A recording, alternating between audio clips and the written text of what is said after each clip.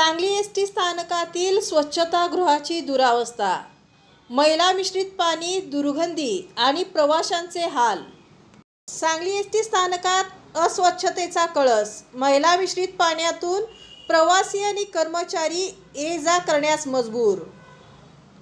दररोज हजारो प्रवाशांची वर्दळ असलेल्या सांगली एसटी स्थानकातील स्वच्छतागृहाची अवस्था अत्यंत गंभीर बनली आहे.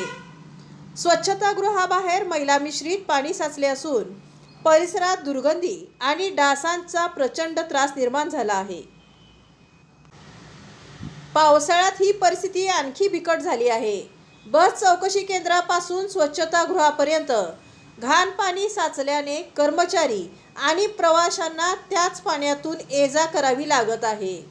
त्यामुळे संसर्गजन्य आजारांचा धोका वाढल्याची चिंता व्यक्त होत आहे. एसटी महामंडळाच्या माहितीनुसार महानगरपालिकेच्या ड्रेनेज व्यवस्थेतील अडथळे आणि स्थानक परिसरातील रस्त्यांच्या कामामुळे स्वच्छतागृहाचे ड्रेनेज वारंवार तुंबत आहे. याबाबत आयुक्त, उपायुक्त, आरोग्य विभाग आणि संबंधित अधिकाऱ्यांकडे अनेक वेळा लेखी तक्रारी करण्यात आल्या, मात्र अद्याप कायमस्वरूपी तोडगा निघालेला नसल्याचे सांगण्यात येत आहे. दरम्यान एसटी महामंडळाला स्वखर्चाने ड्रेनेज साफसफाई करून घ्यावी लागत आहे.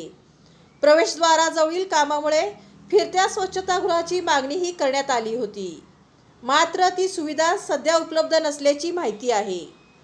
रात्री 11:30 पासून पहाटे 4 वाजेपर्यंत स्वच्छतागृह बंद ठेवले जाते.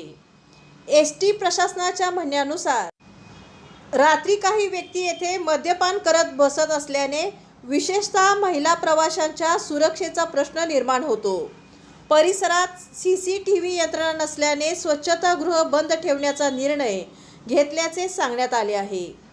प्रवाशांच्या आरोग्याशी संबंधित इतकी गंभीर समस्या असताना महानगरपालिका आणि संबंधित यंत्रणा नेमकी कधी जागी होणार? एसटीच्या प्रश्नावर सातत्याने बोलणारे लोकप्रतिनिधी यावर भूमिका घेणार का? सांगली एसटी स्थानकातील ही परिस्थिती केवळ अस्वच्छतेची नाही, तर सार्वजनिक आरोग्य आणि प्रवाशांच्या सुरक्षिततेचाही प्रश्न आहे.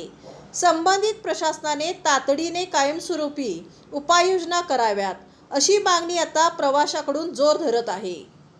माझं नाव वंदना कांबळे. मी इकडची सांगलीमधली प्रवासी आहे. तिथे खूप पाणी साठलेलं आहे, खूप घाण आहे, खूप वास येत आहे आणि प्रवाशांची गैरसोय होत आहे. आणि वॉशरूम बघितलं ते पण खूप घाण पडले, सगळं तुडुंब झालेलं आहे.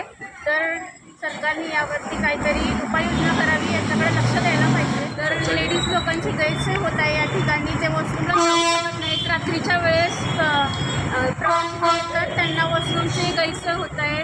प्रत्येक ठिकाणी पाणी साठलेलं आहे, खूप तुडुंबपणे पाणी साठलेलं आहे. सगळ्यामध्ये आरोग्यावरती परिणाम होत आहे या गोष्टीचा.